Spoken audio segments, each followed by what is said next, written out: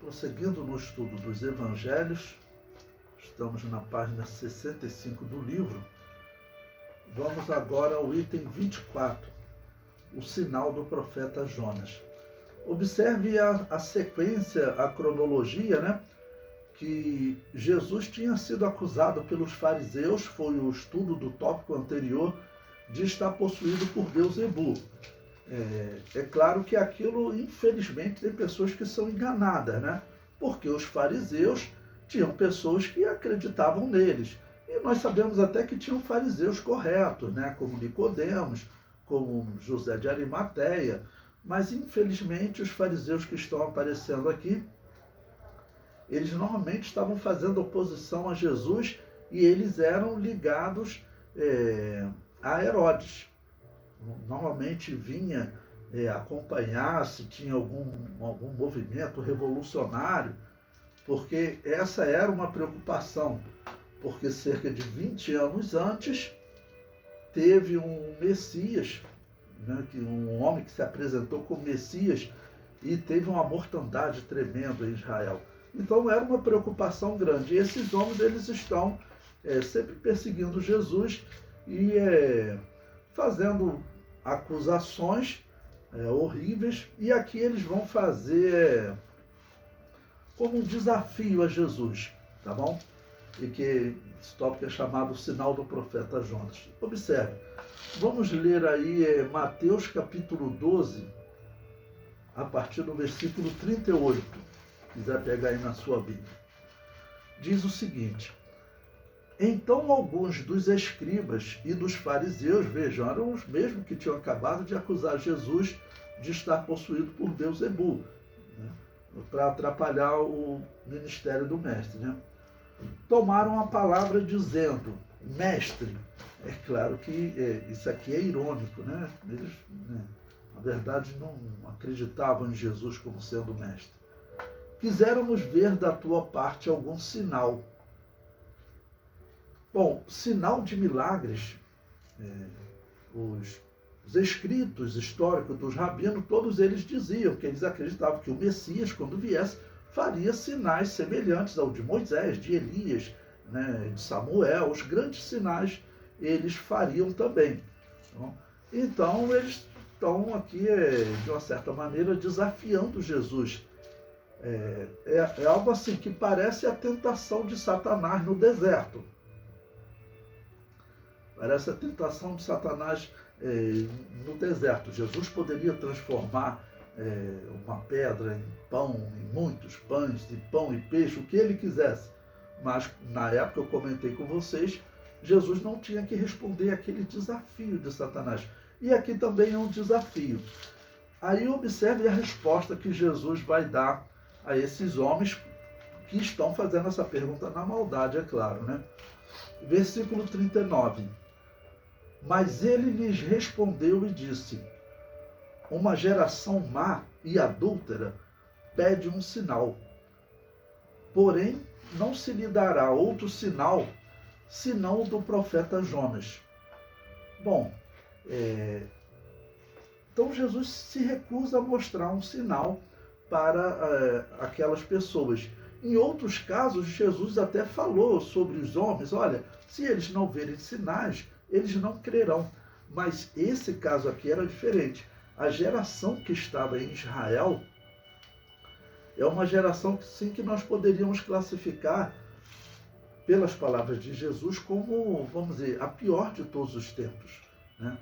Por quê? Porque Jesus exatamente vai comparar ela ao estado do homem que se desvia da verdade. O estado dele é 7 vezes pior do que o anterior, né? O homem que se desvia, ele infelizmente fica num estado muito pior, né? E ele explica o que é. Então, no versículo 40, pois como Jonas esteve 3 dias e 3 noites no ventre da baleia, é a tradução da versão corrigida, né? Na verdade, a palavra grega, eu vou mostrar para vocês mais abaixo, a palavra grega ketos significa peixe gigantesco, mas a nossa tradução traz baleia, né? Pois como Jonas esteve 3 dias e 3 noites no ventre da baleia, assim estará o Filho do Homem 3 dias e 3 noites no seio da terra. Então, Jesus está dizendo o seguinte, que ele não vai dar um sinal para aquela geração. O sinal que ele vai deixar para essa geração é um sinal que ele já depende de fé. Porque ele está falando, claro, da sua ressurreição. Ele compara a Jonas, né?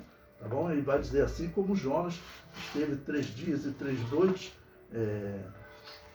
no ventre da baleia, ou do grande peixe, assim estará o Filho do Homem 3 dias e 3 noites no seio da terra. E também Jesus está falando da sua morte. Lembra que eu comentei para vocês em outros momentos que os apóstolos, a princípio, eles não conseguiam aceitar a doutrina da morte de Jesus. Nós vamos ver que vai chegar um momento que Pedro vai repreender Jesus.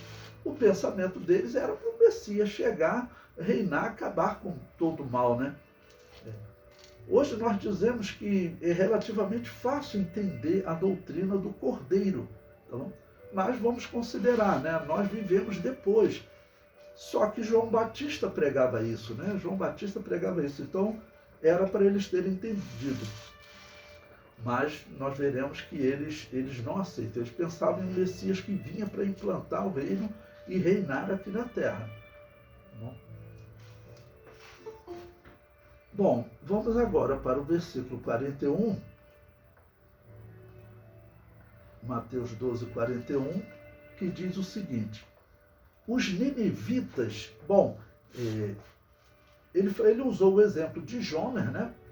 E por que ele usa os ninivitas? Os ninivitas eram o povo para o qual Jonas tinha pregado, que era um povo, vamos chamar de pagão, como se chama hoje, né? Tá bom? Mas era um povo gentio para os judeus, como eles falavam no tempo do Antigo Testamento. Então, e os ninivitas, quem eram eles? Os ninivitas foi a cidade fundada por Nimrod. Nimrod, quando faz a rebelião da Torre de Babel, diz que ele ocupa diversas cidades e ele funda uma cidade chamada Nínive. Aonde? Lá na Mesopotâmia. Os assírios, eles eram semitas, né? Eles eram filhos de Assur, que era filho de Sem. Eles eram parentes de Israel. Os ninivitas, eles eram parentes de Israel. Que Israel, vocês sabem, é chamado de semita porque são descendentes de Sem, um dos filhos de Noé depois do dilúvio. Então, e os assírios, Nínive era uma cidade da Síria, né? Os assírios, eles eram também descendentes de Sem, eles eram semitas também, ou seja, eles eram parentes de Israel. Porém, a história diz também que eles se tornaram muito violentos, porque essa cidade de Nínive em especial, ela foi exatamente fundada para ali implantar a religião, vamos dizer, de Babel, a religião de Nimrod. E acabou que aquela região se tornou realmente uma região muito violenta. Eles eram muito violentos, tá bom? Eles eram muito violentos. Mas aqui Jesus exatamente começa a citar que esses ninivitas, eles se arrependeram com a pregação de Jonas. E essa geração de Israel, ela é tão ruim que ela não se arrepende com a pregação do Messias. Por isso é aquela profecia de Ezequiel também. São ossos que estavam sequíssimos, estavam realmente num estado sem vida nenhuma, né? Era o estado de Israel nesse período, falando dessas autoridades. Entre o povão tinha fé, tinha esperança. Okay? Então os ninivitas representavam isso. Então, olha, os ninivitas ressurgirão no juízo com esta geração e a condenarão, porque se arrependeram com a pregação de Jonas. E eis que está aqui quem é mais do que Jonas. Ou seja, ele está dizendo o seguinte, eles se arrependeram com uma pregação de um profeta. E era para Israel se arrepender ainda mais diante da pregação do Messias. Mas, mesmo diante de uma pregação muito superior, essa geração de Israel, ela é tão ruim, ela estava tão desviada, que ela não conseguiu se arrepender nem diante da pregação do Messias. Ou seja, a comparação é forte, né? Porque, claro, para o israelita, ele tinha a sua nação como a nação santa, falava o idioma santo, né? Estava na terra santa, que tinha o livro santo. Então, para eles, falar que essa nação estava perdida, como Jesus vai falar em outros momentos, o reino vos será tirado e será dado a um povo que deu os seus frutos, que é a igreja, que estava profetizado no Antigo Testamento. Tá bom? Principalmente no tempo determinado do Pentecoste, que era a festa dos gentios. Por isso a igreja nasce no Pentecostes. Ok? E ele vai continuar na comparação, versículo 42. A rainha do sul se levantará no dia do juízo com esta geração e a condenará, porque veio dos confins da terra para ouvir a sabedoria de Salomão. E eis que está aqui quem é mais do que Salomão. Ou seja, Jesus está citando, entre os ninivitas, que adoravam muitos deuses, eles ouviram a pregação, ficaram impactados, se arrependeram. Ou seja, foram salvos. A rainha do sul, que é a rainha de Sabá, que esteve com Salomão, diz a história que ela teve um filho de Salomão e até levou a religião de Israel para a região de Sabá. Os judeus, eles acreditam nessa história. Na década de 80, ou seja, eles têm essa história como verídica. Na década de 80 teve um resgate, porque a antiga Sabá hoje é a Etiópia. Então, o Estado atual de Israel, ele fez um resgate a um grupo de judeus negros que viviam na Etiópia na década de 80, isso, e que estavam correndo risco lá por uma guerra civil. Então, historicamente, os judeus acreditam que isso foi fato mesmo. E ela, então, levou a religião do Deus de Israel, exatamente para o seu filho também seguir essa religião. Diz a história, e faz sentido, Jesus está dizendo que ela se converteu. Quando ela veio ouvir Salomão, é claro que ela ouviu sobre as maravilhas de Deus. E o natural, que é o cristão pregar, que Salomão certamente pregou para ela, né, é que tanto a sabedoria dele, quanto a riqueza, a bênção do reino, tudo isso adivinha de quê? Adivinha dele servir ao único Deus verdadeiro. E que é o que a igreja prega até hoje. E durante o milênio a profecia diz que as nações vão comprovar, olha, esse povo aí, ele serve a Deus, então eles são abençoados de uma maneira diferente. Hoje nós já vemos um pouco disso. Israel ainda não se converteu em definitivo, mas nós estamos vendo na história passos de recuperação deles. Israel, em menos de 80 anos, irmãos, ele avançou mais tecnologicamente, por exemplo, que o Brasil. Podemos dizer que o mundo todo, porque hoje Israel é a tecnologia número 1 do mundo, né? Ele ultrapassou os Estados Unidos em 2013. Mas veja, Israel tem centenas de prêmios Nobel na ciência, o Brasil não tem nenhum. Então, por quê? Porque Israel diz, né, que ele tem um Deus que reina sobre ele. O Brasil, por exemplo, e os outros países, o que eles dizem? Eles dizem que são um Estado laico. É o padrão no mundo hoje. Tá bom? Israel, por que ele se desenvolve tanto? Porque ele não se diz um Estado laico. Pode ser que alguém surja com essa proposta lá. Mas Israel não se diz um Estado laico. Ele tem um Deus que reina sobre ele. E essa é, sem sombra de dúvida, a diferença. A razão para Israel, mesmo limitado, ainda não tendo se convertido a Jesus, mas só deles começarem a resgatar a fé no Deus da Bíblia, isso já fez com que eles, em menos de 80 anos, tivessem um avanço tecnológico tremendo. Tá bom? Então, faz sentido Salomão ter falado isso para ela e ela ser convertida. Pois bem, mas voltando, infelizmente o ambiente Jesus está falando isso porque nos dias do Novo Testamento, infelizmente essa geração estava perdida. O maior exemplo que eu sempre uso é que o sumo sacerdote, ele não acreditava na integridade da Bíblia. Para ele, só os 5 livros de Moisés eram inspirados por Deus. Isaías, Daniel, Jeremias, nada disso era livro inspirado por Deus. Só aí você já vê, vamos dizer, o tipo de descrença que reinava naquele período. Porque, é claro, se você desacreditar na profecia de Isaías, de Daniel, quantas coisas eles falam sobre o Messias? Mas eles desacreditando, eles também não estavam preparados para receber o Messias, né? Então esse era o estado deles. E aí veja, Jesus concluindo isso, ele compara o estado de Israel ao estado de um homem desviado. Então Jesus Cristo diz, respondendo para aqueles fariseus, né? Porque os fariseus haviam dito que ele estava possuído por Beelzebul, príncipe dos demônios.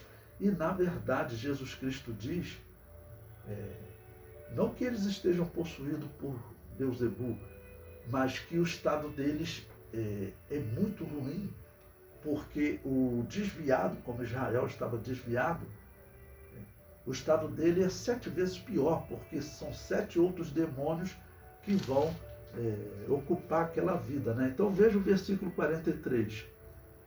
E quando o espírito imundo tem saído do homem, anda por lugares áridos, buscando repouso, e não o encontra.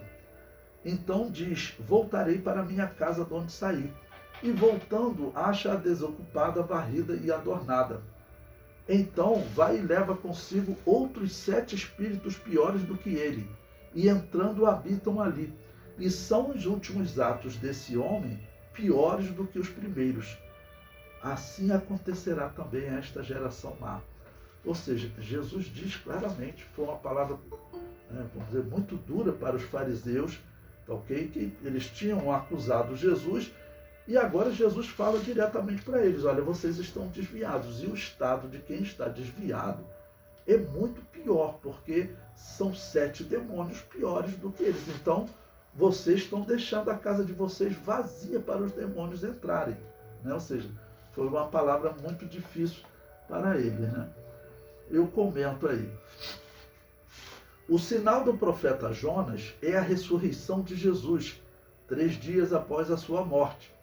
O termo usado por Jesus para descrever o peixe que engoliu o profeta Jonas foi o termo grego ketos, que se traduz por peixe gigantesco. A versão corrigida traduz essa palavra como baleia, e a versão revisada traduz como grande peixe, né? A melhor tradução é grande peixe. Então, o que ocorre realmente, a ciência, ela diz hoje que a baleia em si, ela não tem, por padrão, uma garganta muito larga para engolir um homem. Mas existem peixes, por exemplo, existe um peixe que ele é tão grande que ele é chamado de tubarão-baleia, né? A boca dele abre 6 metros, eu já vi falando, dependendo do tubarão-baleia, né? Então ele, por exemplo, poderia engolir. Então é fato que a Bíblia, na verdade, não diz baleia. A Bíblia diz grande peixe. Okay? Mas o tradutor, para a língua portuguesa, querendo colocar no entendimento das pessoas, usou baleia. Tá, okay? Mas não são nem todas as traduções que usam baleia. Tá bom? Como eu coloquei para vocês. Uma tradução muito usada hoje, que é a revisada, porque eles reconheceram que foi um erro de tradução, né? Então eles já tiraram baleia e colocaram grande